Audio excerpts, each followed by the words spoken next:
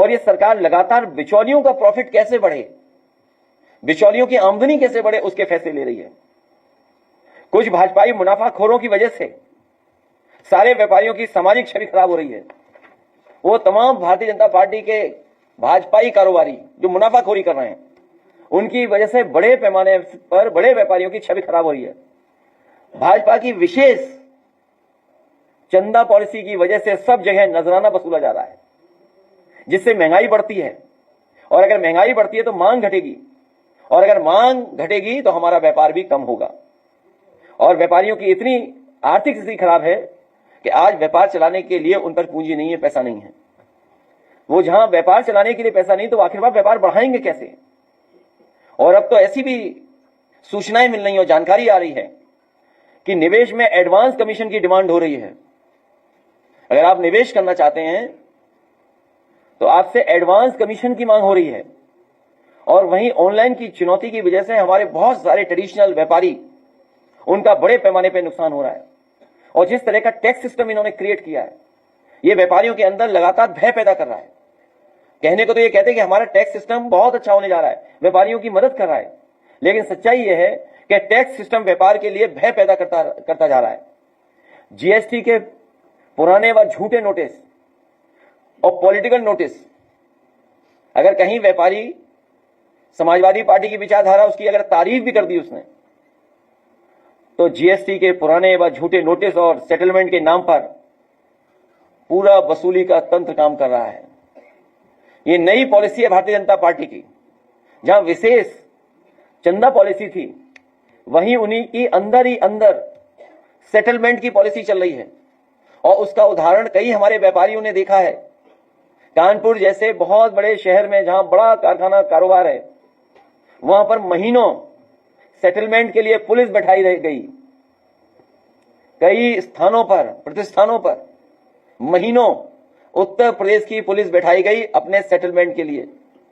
और जिन्होंने अगर सरकार की नीतियों के खिलाफ, सरकार की मंशा के खिलाफ, जो व्यापारियों को नुकसान पहुंचा रही हैं, अगर उन्होंने आवाज उठाई तो उन पर ईडी, जीएसटी के भी छापे लगे और छापे मारे गए। बाद में चंदा पॉलिसी के तहत, सेटलमेंट के तहत उसका भी रास्ता साफ कर दिया। और जीएसटी की छापेमारी का बहुत दबाव है। हमारे व्यापारी कारोबार कब करें जब जीएसटी का ही दबाव उनके ऊपर बहुत सारा है। और व्यापारियों पे रियलिस्टिक फिगर नहीं है अधिकारियों के पास। उसका दबाव बनाते हैं कि ये टारगेट है, इसका हमें वसूलना है। जैसे पुलिस को वोट डालने का टारगेट देते हैं, पीठासीन अधिकारियों को वोट डालने का फर्जी टारगेट देते हैं। इसीलिए हमारे व्यापारी भाइयों को परेशान करने के लिए जीएसटी विभाग टारगेट फिक्स करके चलता है। और जिस तरह का कॉम्प्लिकेटेड टैक्स सिस्टम है और जो टैक्स कंप्लायंस है, उसकी वजह से भी बहुत ज्यादा हमारे व्यापारियों का नुकसान हो रहा है। और जो अकाउंट्स रिलेटेड जो खर्चा हो रहा है, उसका भी उन्हें बड़े पैमाने पर नुकसान होता जा रहा है। वर्किंग कैपिटल बची नहीं है, बैंक मदद ही नहीं कर रही है। बैंक में लोन लेने जाओ तो वो कमीशन मांगते हैं। उनके बैंक मित्र कमीशन मित्र बन गए हैं। अगर 5 लाख का आपको लोन चाहिए तो उसके लिए 50,000 एडवांस कमीशन देना पड़ेगा आपको। इसी पार्टी कार्यालय में एक बहुत गरीब व्यक्ति, जिसको कोई वसूली या इस तरह का भारतीय जनता पार्टी का कोई बैंक मित्र है, उसने गरीब से 50,000 वसूली और कहा कि तुम्हें 5 लाख का लोन दिलवा देंगे। अगर आपको उसकी जानकारी चाहिए तो मिल जाएगी आपको उसकी भी जानकारी। इसलिए एक समय आने पर समाजवादी सरकार व्यापारियों के लिए सुविधाएं देगी।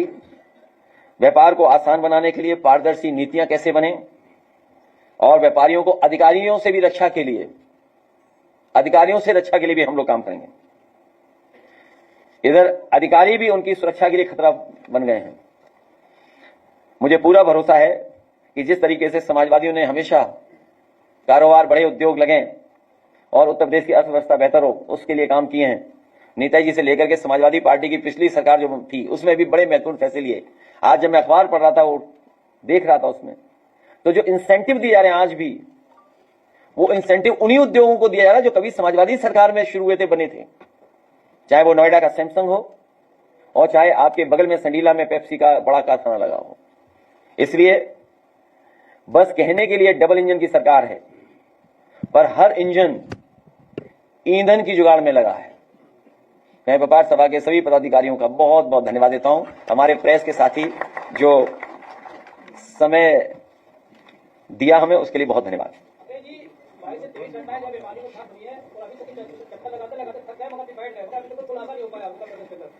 केवल 22-23 घटना नहीं, 22-23 घटनाएं नहीं, आए दिन व्यापारियों को सामना करना पड़ रहा है और बड़े पैमाने पर व्यापारियों की हत्या उत्तर प्रदेश में हुई है। मुझे याद है, बहुत पुरानी बात, रायबरेली के एक व्यापारी परिवार जो मुख्यमंत्री जी से मिला और उसने कहा कि हमें सुरक्षा की जरूरत है, लेकिन जब वो पहुंचा प्रतापगढ़ और रायबरेली तो उसकी हत्या हो गई। कई व्यापारियों का बड़े पैमाने पर शोषण हो रहा है। प्रयागराज में हमारी पार्टी के अध्यक्ष गए थे, जो उस बच्चे के साथ हुई है हरकत, जो घटना हुई, जितनी जल्दी और जितनी ठोस कार्रवाई होनी चाहिए थी, सरकार ने नहीं की। पिछले दिन अमित शाह जी आए थे तो उन्होंने कहा था कि उत्तर प्रदेश में माफिया फैसले नहीं कर रहे, लेकिन दूसरे दिन लखनऊ में तमंचा सटाकर एक व्यापारी से पैसा लूट लिया गया। बताया जा रहा है कि अभी तक उस क्षेत्र के जो व्यापारी हैं वो दहशत में। कुछ सरकार के लोग जब सभा में जाते हैं तो आईना देख करके जाते हैं, तभी उन्हें याद आ जाता है ये हर डिस्ट्रिक्ट में माफिया है। सच्चाई तो यह है कि भाजपा से बड़ा कोई माफिया नहीं हो सकता। भाजपा के लोग माफियाओं की तरह काम कर रहे हैं। ये माफिया और कारोबार को लेकर किस तरह की बातें हैं, तो पूरे प्रदेश की हम लोग समय समय पर सूची मांगे हैं कि कम से कम सरकार अब 9 साल बाद उत्तर प्रदेश के टॉप 20 माफियाओं की सूची जारी करे। अभी तक सरकार ने टॉप 20 माफियाओं की लिस्ट जारी नहीं की है, नाम जारी नहीं हुए अभी तक। अगर नाम जारी हो जाए, सरकार कब करेगी नाम जारी? जो दूसरों पे आरोप लगाते हैं वो आईना देखना बंद कर दें। उत्तर प्रदेश की जनता जानती है कि स्टेट में माफिया कौन है, और अगर प्रदेश के माफियाओं की सूची नहीं आ पा रही है तो कम से कम डिस्ट्रिक्ट वाइज ही माफियाओं की सूची आ जाए कि टॉप 10 माफिया डिस्ट्रिक्ट के ये हैं। न जाने कितने कारवार डीजीपी आए बने चले गए, कुछ लोग न जाने कैसी कैसे ताव देते थे, वो भी चले गए, लेकिन अभी तक टॉप 10 माफियाओं की सूची जारी नहीं हो पाई सरकार ने। कम से कम प्रदेश की जारी करें, डिस्ट्रिक्ट की, हर डिस्ट्रिक्ट की जारी करें माफियाओं की सूची कि बनारस के टॉप 10 माफिया कौन है, चंदौली के टॉप 10 माफिया कौन है, मिर्जापुर के टॉप 10 माफिया कौन है, गोरखपुर के टॉप 10 माफियाओं में किस किस का नाम आता था, अब वो नाम नहीं आएगा। कुशीनगर में टॉप 10 माफिया कौन है, आपके लखनऊ के टॉप 10 माफिया कौन है, और टॉप 10 माफिया आपके कानपुर के कौन है, टॉप 10 माफिया कन्नौज के कौन है, टॉप 10 माफिया फरीदाबाद के कौन है। चलो वहां के ना बताओ, कम से कम इटावा मैनपुरी के बता दो कि टॉप 10 माफिया इटावा के कौन है और टॉप 10 माफिया मैनपुरी के कौन है। हमें उम्मीद है कि सरकार टॉप 10 माफियाओं के साथ साथ गोरखपुर का न करें जारी, बनारस का हो सकता है कुछ और लगाव हो, न जारी करें वहां की टॉप 10 माफिया की सूची, भदोही की न जारी करें, चंदौली की न जारी करें, कम से कम इटावा की तो जारी कर दें। हम अपने जिले की मांग रहे हैं, इसमें क्या गलत मांग रहे हैं बताओ? और अगर मुख्यमंत्री नहीं जारी कर पा रहे हैं तो हमारे पत्रकार सारी आप जारी कर दो। मुझे लगता है अगर आपने जारी कर दिया तो इनकाउंटर की सूची में आपका भी नाम आ जाएगा।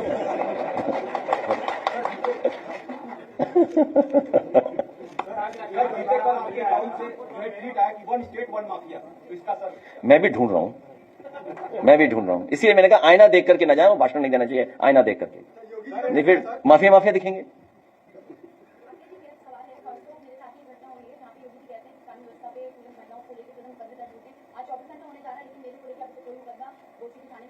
कहां पे नहीं हुआ? अरे गोल्फ सिटी में।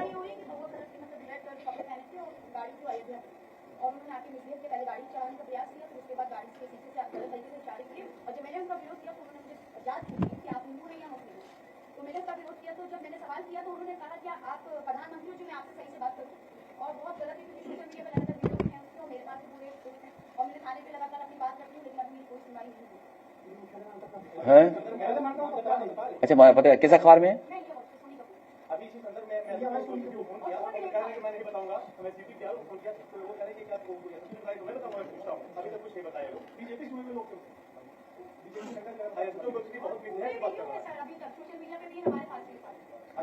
क्या कपड़ा पहने थे बताया था? तो कुछ नहीं होगा उसका, कोई नहीं पकड़ेगा, नहीं झंडा भी होगा। अब सोच लीजिए, एक पत्रकार को अगर न्याय नहीं मिल रहा है और वो भी एक महिला पत्रकार को न्याय नहीं मिल रहा था, कल्पना कर दो क्या लॉ एंड ऑर्डर है यहाँ।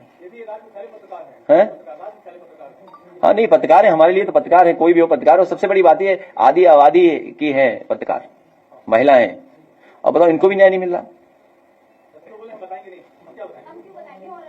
हमें उम्मीद है कि सरकार तक ये बात पहुंचेगी इनकी, हमारे माध्यम से सरकार कड़ी से कड़ी कार्रवाई करे जो ये भगवा कपड़ा पहन करके माफियागिरी कर रहे हैं।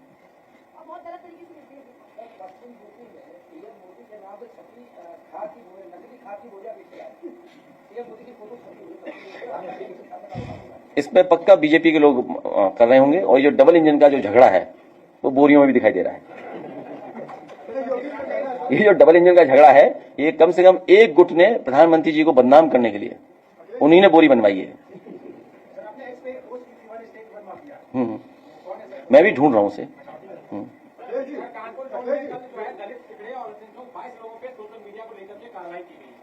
हालांकि सबसे बड़ी कार्रवाई तो मध्य प्रदेश में भी होनी चाहिए। वो मुख्यमंत्री पता नहीं क्या कह रहे थे, क्या कह रहे थे, अब बताओ, उन पे कोई कार्रवाई नहीं। किसके लिए ठहरा कह रहे थे वो? नहीं, किसको कह रहे थे वो? नहीं, उसको नहीं कह रहे होंगे ठहरा, नहीं उसको नहीं कह रहे हैं। क्या संतोष सिंह तुम तो कह सकते हो, हम लोग नहीं कह सकते। सिंह कह सकते हैं, हम नहीं कह सकते। तुम्हारा झगड़ा पुराना है।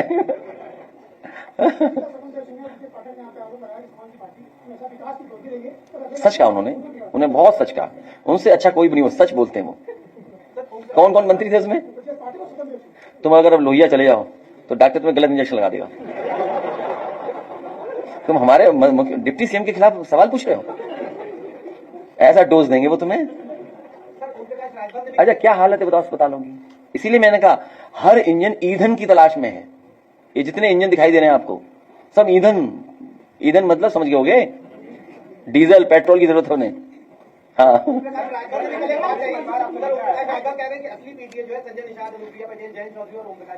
क्या है ये उन्हें फुल फॉर्म पता है? देखिए ऐसा है, असली पीडीए कौन है ये जनता तय करेगी। पीडीए समाजवादियों ने बनाया है, इसलिए घबराए हुए पीडीए से वो लोग।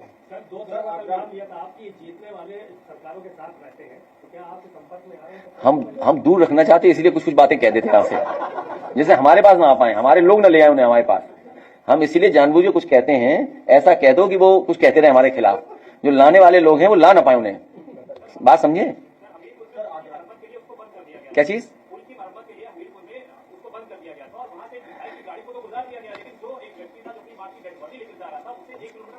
देखिए ये सरकार हार्टलेस सरकार है। अब इस बहन का एफआईआर नहीं दर्ज हो रही है, बैठी बहन तुम्हारे सामने, इसका एफआईआर दर्ज नहीं हो रही है। ये कितनी उत्तर प्रदेश में घटनाएं हम आपको बताएं। ये हार्टलेस सरकार है। और जब हम और आप लोग विकास की बात कर रहे हैं, दुनिया में जाने कौन से आंकड़े पेश कर देते हैं भारतीय जनता पार्टी के लोग। बताओ पूरा कारोबार हम चीन को दे रहे हैं, ये लोग स्वदेशी का नारा दे रहे हैं। अभी तक तो इंजन टकरा रहे थे, डब्बे टकरा रहे थे, अब पता लग रहा है पटरियां भी गड़बड़ा गई हैं। पटरियां जिसपे ये पूरी विचारधारा चल रही है, वो भी बताइए स्वदेशी। जब पूरा हमारा बाजार चला गया किसी के हाथ में, कारोबार चला गया पूरा हमारा, और आज भी भारतीय जनता पार्टी सरकार मान नहीं रही, चीनी की तरफ देख रही है। अभी भी जो देश हमारी जमीन कब्जा कर रहा हो, जो देश हमारे सब कुछ छीन ले रहा हो, तो इसीलिए मैंने कहा कि अभी तक तो इंजन डब्बे टकरा रहे थे, अब पटरियां भी गड़बड़ा गई हैं। आपसे मिला है वो मुझे फतेहपुर से, वो 4 साल पहले स्नेहा कुशवाहा नाम की लड़की के साथ दुष्कर्म हुआ, उसे जला करके कुएं में फेंक दिया गया था। 4 नामजद थे, उसके ऊपर कोई कार्रवाई नहीं। 4 साल बाद आज प्रशासन पूरी तरह से उनसे दबाव डाल रहा है, करा तुम समझौता करो नहीं तो तुम्हें जेल में। आज वो परिवार फतेहपुर का मुझे मिला, जिनके परिवार की बेटी के साथ ऐसा हादसा हुआ, घटना हुई, वो मार दी गई। और इतने वर्ष होने के बाद भी पुलिस कोई भी मदद करने के लिए तैयार नहीं है। पीड़ित तो भूल ही जाओ, जिन पे आरोप है उनके साथ खड़ी हुई है पुलिस। सोचिए आप, ये है लॉ एंड ऑर्डर यूपी का, ये लॉ एंड ऑर्डर है, बताइए।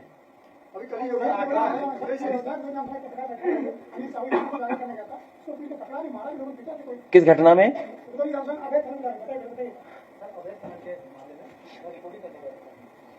ये अवैध खनन तो बहुत चल रहा है। देखिए इनके विधायक ट्रेन में यात्रियों को पीट रहे हैं, इनका एमएलसी लेन देन में कूटा जा रहा है, ये लोग सीसीटीवी पे पकड़े जा रहे हैं, कैमरों पे पकड़े जा रहे हैं। वो नाइट विजन कैमरे की वजह से पकड़े गए। पूरा का पूरा क्या व्यवस्था है बताओ?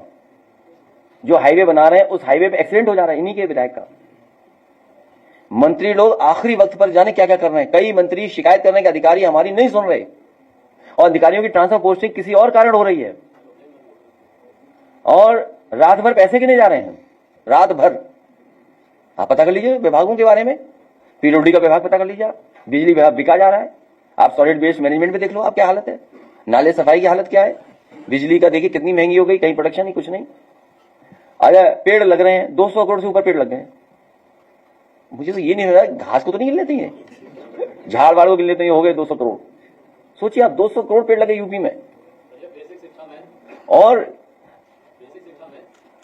ऐसे जिलों को खोला गया है जिनका जहां कोई नीड नहीं थी, 15 जिलों को केवल 75 जिलों का आपको जो है ट्रांसफर करवाना है। जिस महिला को या जिस लेडीज को अगर आना हो तो वो क्या अपना स्थान, जैसे मान लीजिए हमें लखनऊ आना है, लखनऊ में तो वीवीआईपी कल्चर है, पूरा वीवीआईपी पैक है पूरा, ठीक है। उसके बाद में जो आसपास के लिए है उसको खोला ही नहीं हुआ। शिक्षा विभाग में भी कई तरह के करप्शन चल रहे हैं और जितने संभव है करप्शन इस सरकार में सब हो रहे हैं। योगी जी ने फिर से कहा है कि व्यापारी और व्यक्ति के लिए जो खतरा बनेगा उस अगले चौराहे पर यमराज वेट करते मिलेंगे। तो अपना शीशा देख लें, ये क्या बात हुई? और अपने आंकड़े मंगा लें डायल 100 से। ऐसा है अब पुलिस को नहीं काम करना, अब मुख्यमंत्री जी को खुद ही निकलना पड़ेगा। पुलिस नहीं उनके हाथ में है। अगर उनके हाथ में पुलिस होती तो आए दिन हत्या नहीं हो रही होती, आए दिन लोगों की जान न गई होती, आए दिन बेटियों के साथ ये घटनाएं नहीं होती। और ये बोलने से पहले अगर सरकार ये भाषा बोल रही है, अगर सरकार की तरफ से ये स्टेटमेंट आ रहे हैं, मुख्यमंत्री जी की तरफ से अगर ये स्टेटमेंट आ रहे हैं, उन्हें कुछ नहीं करना चाहिए।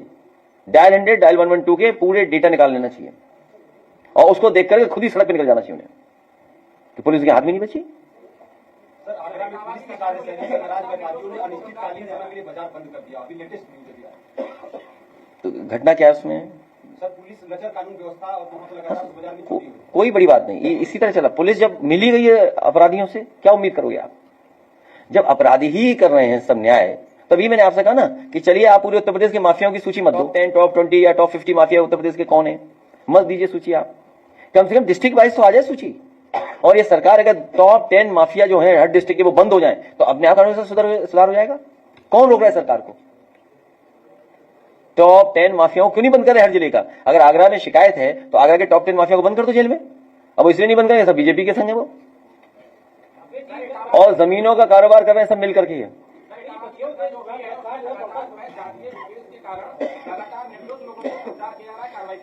आज व्यापार सभा के लिए एक बहुत बढ़िया ऐड बनाया है, वो ऐड आप जरूर देखिए।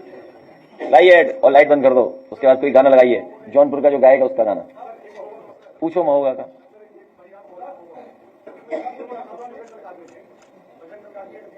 है कैसा चल रहा है धंधा? अरे धंधा मेरा क्या, सबका मंदा चल रहा है भैया। क्यों? अरे जब पब्लिक के हाथ में पैसा ही नहीं है तो डिमांड कहां से होगी?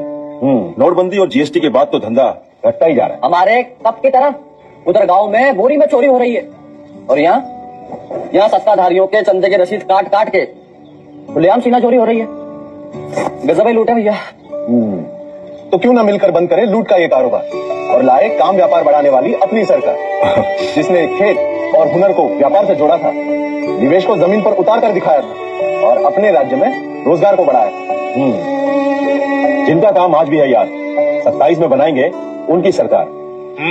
अपना भविष्य खुद बनाएंगे, किसी के बहकावे में नहीं आएंगे, सबको समझाएंगे, एकजुट होकर 27 में अपनी सरकार बनाएंगे, मतलब पीडीएस सरकार लाएंगे। अपनी सरकार बनाएंगे, अपनी सरकार बनाएंगे। अरे इटावा 10 टॉप माफिया पकड़वा दो यार, तो वो तो पकड़ेंगे निर्दोष लोगों को, और किसको पकड़ेंगे भाई? घटना क्या है? किस घटना पकड़े गए? कौन सी घटना थी? क्या हुआ था कथावाचक में? क्या हुआ था? क्या क्या हुआ था? हैं? अरे बता दो ना क्या क्या हुआ था।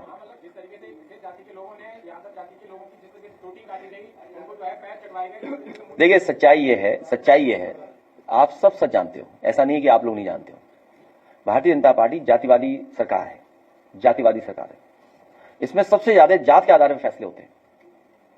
और किसी विभाग को आप देख लीजिए, किसी विभाग को आप देख लीजिए, ये दूसरों पे आरोप लगाते हैं कि जातिवादी हैं।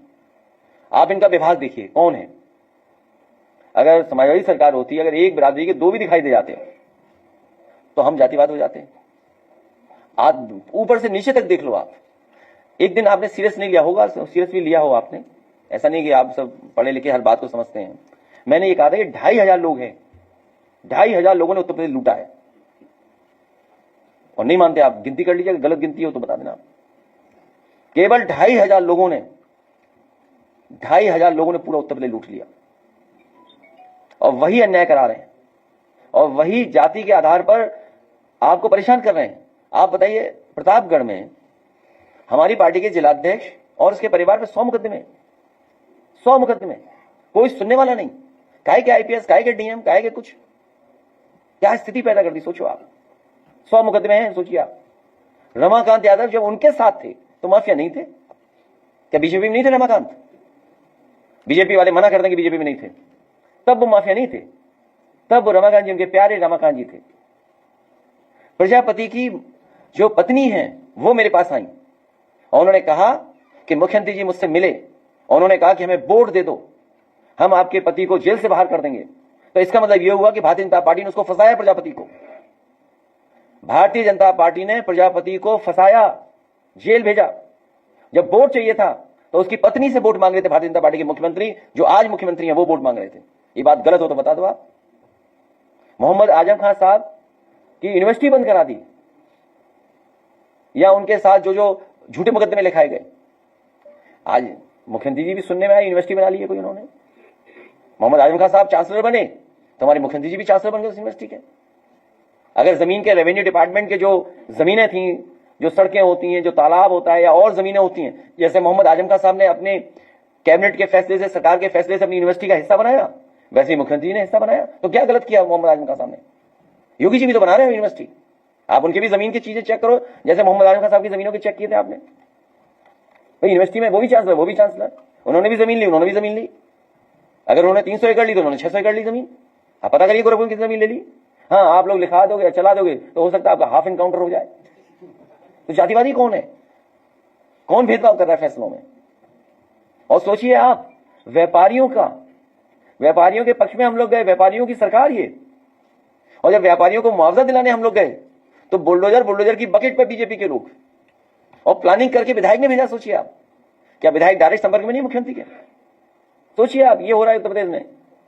और जो घटना हुई इटावा में, जो कथावाचकों को मैंने बुलाया, वो मैंने इसलिए बुलाया कि समाज में दूरियां ना हो।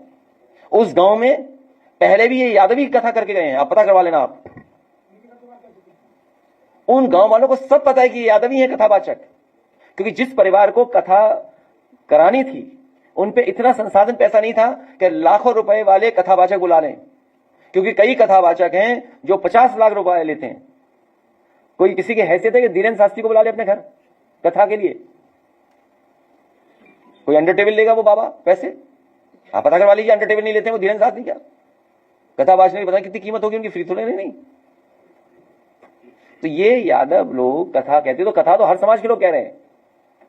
बड़ी संख्या में जो गैर बरादरियां हैं, सब बरादरी करती कथा। तो क्योंकि ये परिवार गरीब था तो इन्हें सस्ते में कथावाचक मिल गए, वो हमारे समाज के। विवाद बढ़े नहीं, झगड़ा बढ़े नहीं, इसलिए मैंने उन्हें बुला करके यहां सम्मान कर दिया। उनकी ढोलक छिन गई, उनकी चैन छिनी, उनका वो जो हमारा उसका हारमोनियम छिन गया। और जो अंधा है बेचारा जो ढोलक वाला, वो कठेरिया बिरादरी का है। हमने तो नहीं कहा कभी कठेरिया, आपसे कहा हो तो बता दो। कठेरिया बिरादरी का अंधा ढोलक बजा रहा, अपना जीवन यापन कर रहा कथा के कार्यक्रमों में। आपने उसकी ढोलक छीन ली, हारमोनियम छिन गया। रात में उसे चैन से वो पैसे दे 30,000 जो वापस करने थे, वो अपने ड्राइवर से मंगाए पैसे। सब गांव वाले जानते थे, लेकिन वहां पर सच बोलने वाला कोई नहीं है, क्योंकि वहां पर एक बीजेपी और जिस पर ये डब्बे ट्रेन चल रहे हैं वो विचारधारा के लोग, पटरी वाले लोग पहुंच गए वहां। इसीलिए उन्होंने अपने जो पीछे रखते हैं कुछ लोगों को, उनको भी आगे कर दिया। झगड़ा ना बढ़े इसलिए मैंने उन्हें बुला लिया था यहां पर। और पूरे गांव को पता था कि ये किस जाति बिरादरी के ये लोग हैं जो कथा कहने आए, क्योंकि यादव कथावाचक उस गांव में पहले भी कथा कह चुके हैं, कोई नए नहीं है। और जो फैलाई बीमारी जिसमें हमारे निर्दोष फंस रहे हैं कई लोग, सोशल मीडिया क्यों नहीं लिखेंगे लोग? सीओ स्वागत में गए, समाजवादियों का स्वागत हो सकता है? बताओ आप खुद सोचिए। पुलिस स्वागत में गई हो, सम्मान से विदा कर दिया हो किसी को। ये सब प्लांटेड लोग हैं। और जो अही रेजिमेंट के बारे में मैं बता दूं आपको, सोशल मीडिया पे देख लेना आप। हरियाणा के लोग, गुजरात के लोग, राजस्थान के लोग, जितने भी यही अरेंजमेंट मांग रहे हैं, सब भारतीय जनता पार्टी को वोट देते हैं। सब के सब भारतीय जनता पार्टी को वोट देते हैं। और जिस समय मैंने अपने मैनिफेस्टो में अहीर रेजिमेंट लिखा था और गुजरात रेजिमेंट बनाने के लिए लिखा था, सबसे ज्यादा विरोध तो बीजेपी कर रही थी कि गुजरात रेजिमेंट का नाम क्यों लिख दिया।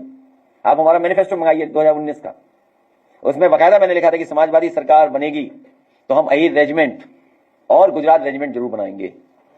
उन्हें आपत्ति थी गुजरात रेजिमेंट क्यों बना रहे हो। जितने ये राजस्थान के हैं, हरियाणा के हैं और गुजरात के अहीर रेजिमेंट जो मांगते हैं वो सब बीजेपी को वोट देते हैं। अगर ये बात सच नहीं तो पता कर लो आप। लेकिन उन्हें दिखाई दे रहा है उत्तर प्रदेश का चुनाव, अभी प्लांटेड लोग कम आए हैं, अभी प्लांटेड लोग देखना कितने आते हैं।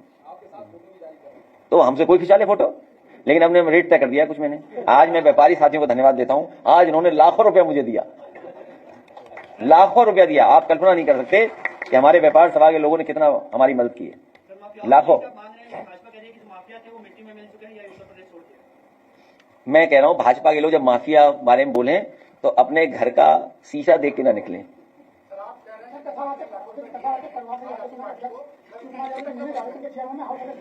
क्या चीज, क्या किन क्या?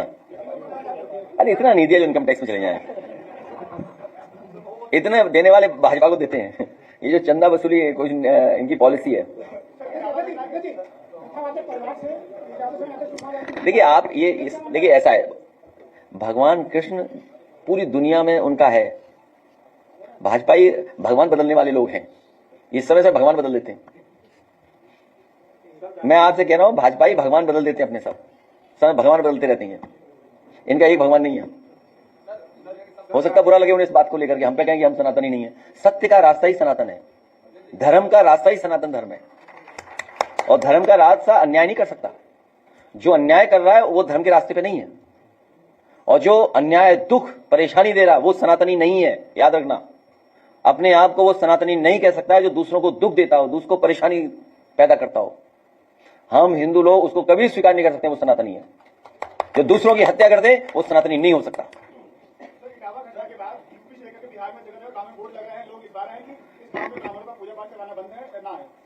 आजकल ऐप पे कर लो पूजा पाठ, बहुत सारे ऐप आ रहे हैं।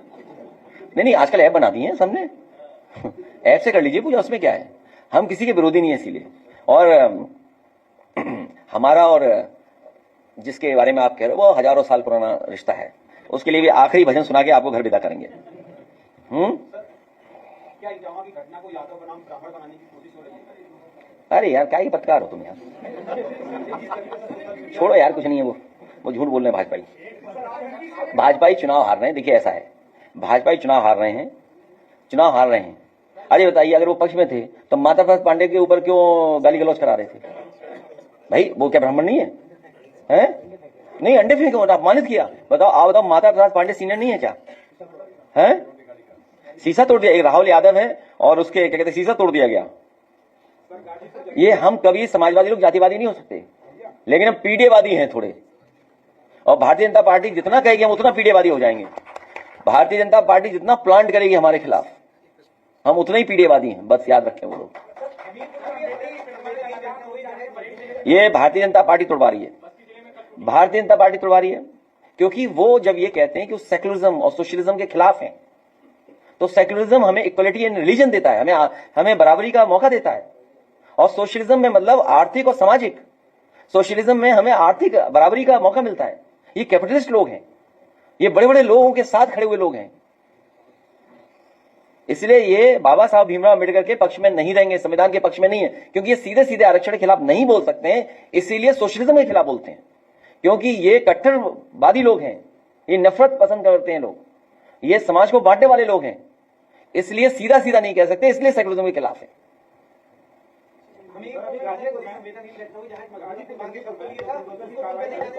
मैंने बता दिया, उसमें कह दी बात।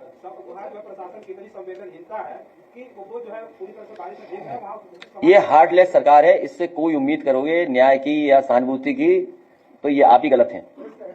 हाँ चलिए प्रेस हट के वो गाना सुनाओ पहले वाला, जौनपुर वाला, नदिया के पार वाला गाना पहले, और फिर एक भजन, थोड़ा सा फिर घर जाना आप लोग।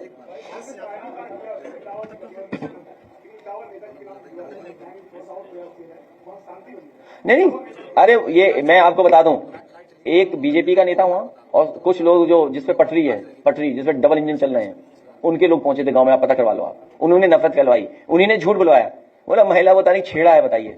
अब मैं बोल दूंगा तो कुछ बात हो जाएगी, बस नहीं इससे खुशहाली दिया 27 में न्याय मिलेगा उसमें। ये सब बीजेपी वाले करवा रहे हैं, दोनों तरफ खड़े हो गए बीजेपी वाले लोग। ये नहीं दूसरा वाला गाना सुना, ये सुन चुके हैं लोग। पहले भजन सुना दो शायद, ठीक है। हमने नदिया पार वाला गाना जो बनाया था उसने शायद, ये जितना चाहिए पीडीए के खिलाफ बोल रहे हैं, इसलिए क्योंकि पीडीए परेशान किए हुए हैं। पीडीए में प्रेस भी है,